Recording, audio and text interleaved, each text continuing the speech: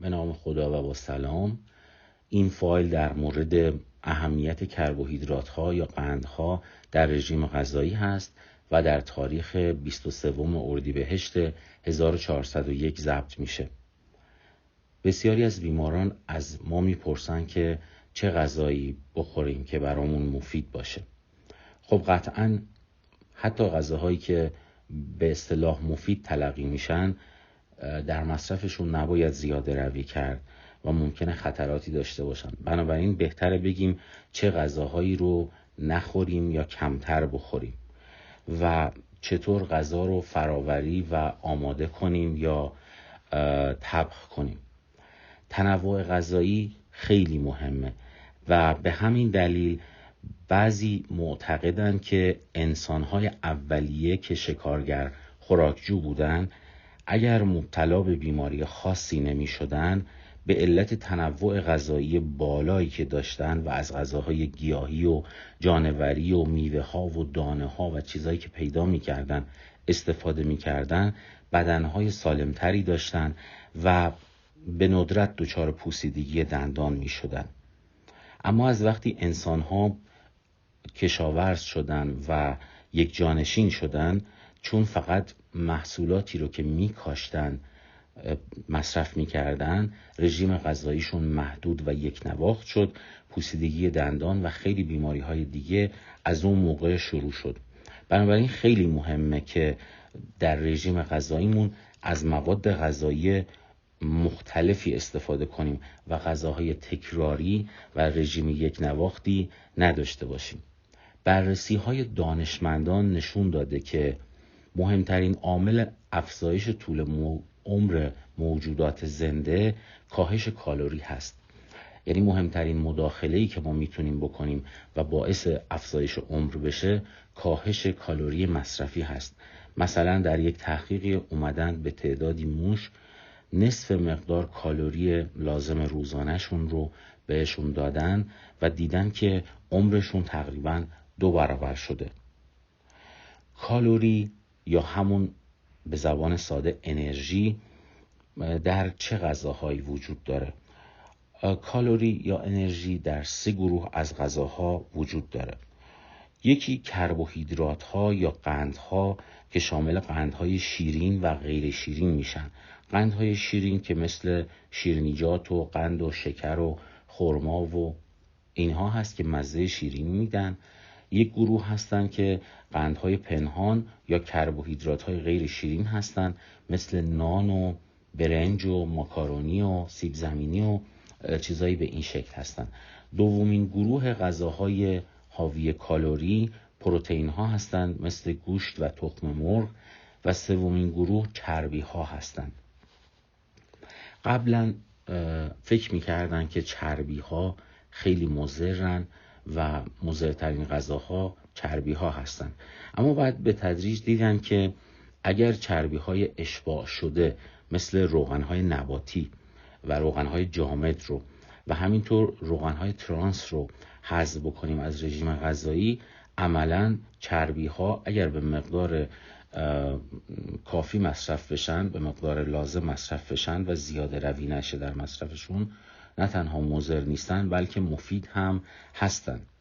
اتفاقا مصرف بعضی از چربی ها مثل روغن زیتون باعث افزایش ایجاد سیری میشه و ترشح انسولین رو کمتر میکنه. انسولین بالا در خون یک هورمونی هست که این هورمون انسولین بسیار مضر هست و باعث چاقی و خیلی از بیماری‌های قلبی میشه. بنابراین اگر غذایی باعث بشه که انسولین خون خیلی افزایش پیدا بکنه، اون یک غذایی هست که مضر تلقی میشه. بنابراین الان تمرکز ما روی کربوهیدرات هاست، یعنی کربوهیدرات ها یا قندها رو الان بیشتر غذای مضر میدونیم نسبت به چربی ها و غذاهای دیگه،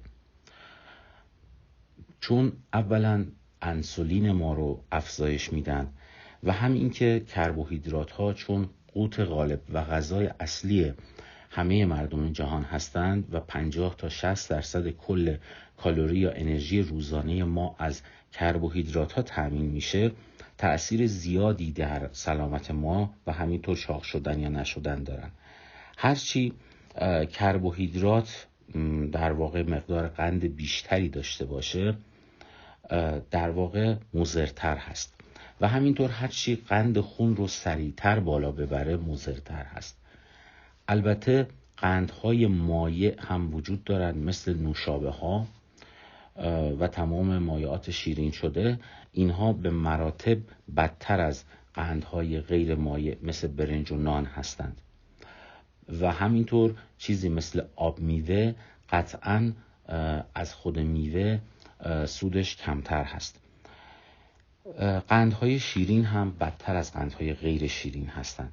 اگه بخوایم بفهمیم که یک قندی چقدر مضر هست، باید گلایسمیک ایندکس و گلایسمیک لودش رو حساب کنیم. اندکس گلایسمیک یا گلایسمیک ایندکس در واقع سرعت افزایش قند خون 1 ساعت بعد از مصرف اون ماده غذایی هست. یعنی اینکه هر ماده‌ای که بتونه قند خون رو خیلی سریعتر افزایش بده، این ماده اندکس گلایسمیک بیشتری داره.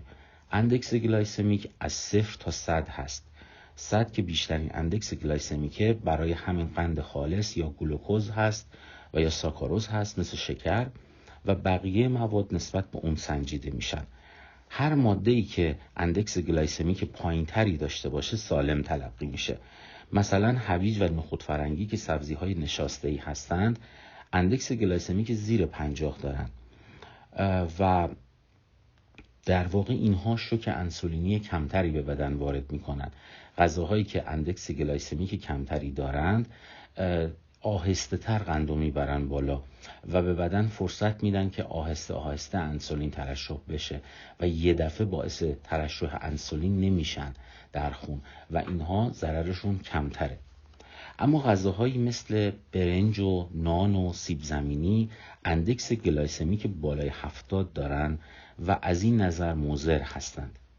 چند تا نکته دیگه هم هست. یکی گلایسمیک لود یا مقدار کلی قند موجود در غذا. گلایسمیک لود به مقدار کلی قند موجود در 100 گرم از اون غذا اطلاق میشه. مثلا 2 تا غذا رو من مثال میزنم که با هم مقایسه کنیم، مثل هندوانه و برنج. هر دوتا اندکس گلایسمیک حدود 75 دارن، یعنی به یه اندازه قند رو با یه سرعت افزایش میدن. اما هندوانه گلایسمیک لود یا محتوای قند کمتری داره که حدود 1/10 برنج هست. بنابراین از نظر مضر بودن برای دیابت هر دو به یک اندازه مضر هستند، برنج و هندوانه. اما از نظر میزان چاق کنندگی بین 100 گرم هندوانه و 100 گرم برنج بخوایم مقایسه کنیم، برنج به مراتب چاق کننده تر از هندوانه هست.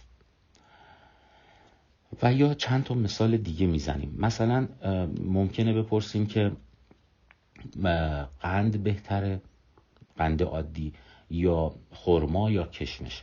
البته من اینو بگم که قند که در واقع در میوه ها وجود داره فروکتوز هست، ولی قندی که در قندهای معمولی که ما مصرف میکنیم گلوکوز و ساکاروز هست.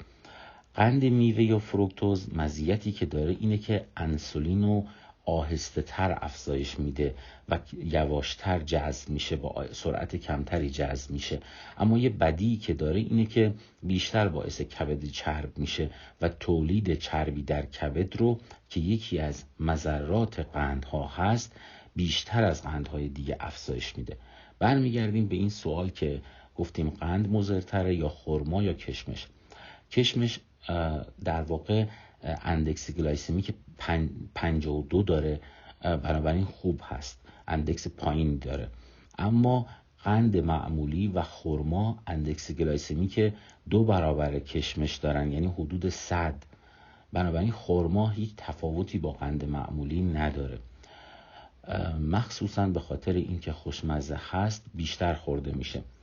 البته این که ما میگیم کشمش بهتر از قند هست، منظورمون اینه که ضررش کمتر از قند هست و نباید در مصرف این مواد مثل کشمش زیاده روی کرد.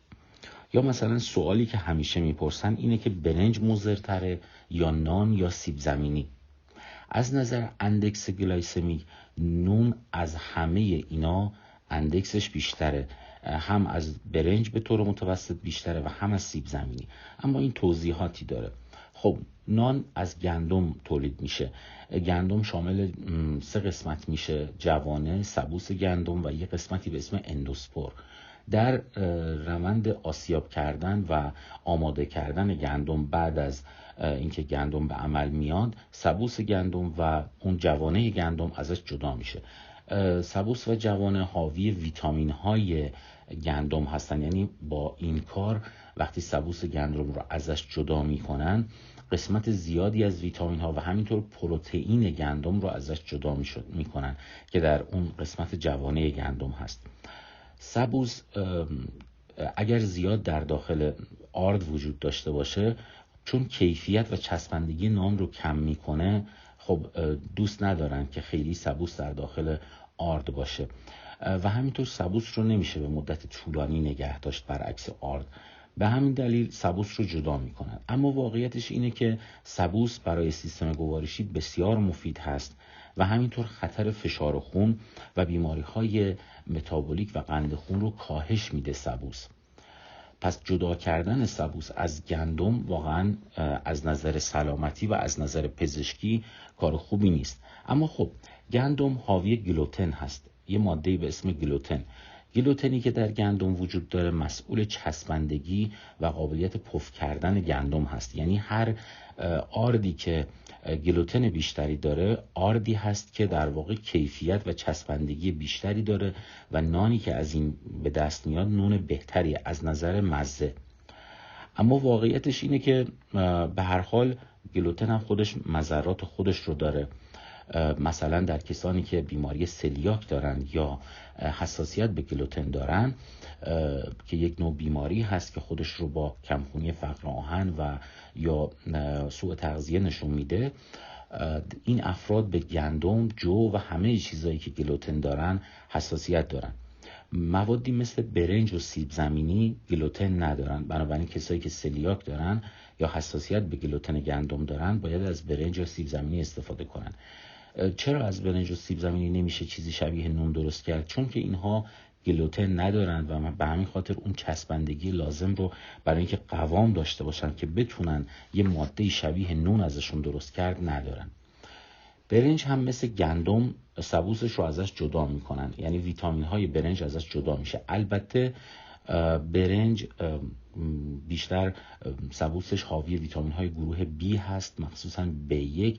اگر کسی قوت غالبش برنج باشه و عمدتاً برنج مصرف کنه ممکنه دچار کمبود ویتامین های گروه B مخصوصا B1 بشه که اسم بیماری بریبری هست. نوعی برنج داریم که برخلاف برنج سفید بهش میگن برنج قهوه‌ای که این برنج مقدار سبوس و جوانه بیشتری داره، قسمتی از سبوس و جوانش همراهش میمونه. از این جهت برنج قهوه‌ای سالمتر از برنج سفید هست، اما از نظر اندکس گلایسمیک و میزان افزایش قند خون تفاوت چندانی با برنج سفید نداره. به اضافه این که برنج قهوه‌ای یک ضرری که داره اینه که مقدار آرسنیک بیشتری داره نسبت به برنج سفید. به طور کلی آرسنیک یک ماده سمی هست که در داخل خاک وجود داره، در بعضی جاها بیشتره، در داخل آفات، سموم دفع آفات وجود داره، در جاهایی که از فاضلاب آبیاری میشن وجود داره و برنج یک گیاهی است که این خاصیت رو داره که آرسنیک خاک رو جذب میکنه. بنابراین اگر کسی خیلی برنج مصرف کنه خطر مسمومیت با آرسنیک درش وجود داره که یه ماده خطرناک هست. برنج باسماتی هم اندکس گلایسمیک کمتری داره و همین که میگن برنج هایی که در بعضی مناطق هندوستان و شمال پاکستان به عمل میان آرسنیک کمتری دارن. حالا نحوه جدا کردن آرسنیک از برنج این است که برنج رو آبکش کنن و مدتی در آب بذارن و اون آب رو بریزن. البته خب این درسته 50% میزان آرسنیک برنج رو کم میکنه، اما از نظر تغذیه‌ای ویتامین های برنج رو خیلی بیشتر از بین میبره. به همین دلیل بهترین نوع برنج از نظر مواد مغذی کته هست. اما گلایسمیک اندکس گلایسمیک برنج و نون تقریبا شبیه هم هست. برنج سفید حدود 75 هست. نان سنگک برعکس تصور ما که فکر میکنیم خیلی خوب هست، اندکس گلایسمیکش بالاست، 87. و نان بربری اندکس گلایسمیکش 98، بسیار بالاست، نزدیک 100. بنابراین این که میگن نان سنگک و بربری خوب هستن، حالا ممکنه نان سنگک از نظر سبوس خوب باشه ولی به طور کلی خیلی نان مفیدی نیست. برنج سیر کننده تر از در واقع نان هست و از این جهت از نان مفیدتره. کالری کمتری داره نسبت به نان، یعنی 100 گرم برنج 130 کالری داره، اما 100 گرم گندم 260 کالری داره و در کل گندم از برنج چاق کننده تر هست. بنابراین گندم از برنج از نظر چاقی مضرتره، ارزش سیر کنندگی کمتری داره و نان سنگک و بربری هم آنچنان مزیتی ندارن. سیب زمینی هم اندکس گلایسمیک کمتری داره نسبت به نان و بعضی سیب زمینی ها مثل سیب زمینی شیرین یا یام یام و همینطور سیب زمینی خام میتونن مفیدتر از نان باشن. ادامه مبحث رو در فایل های بعدی خدمتتون عرض میکنم.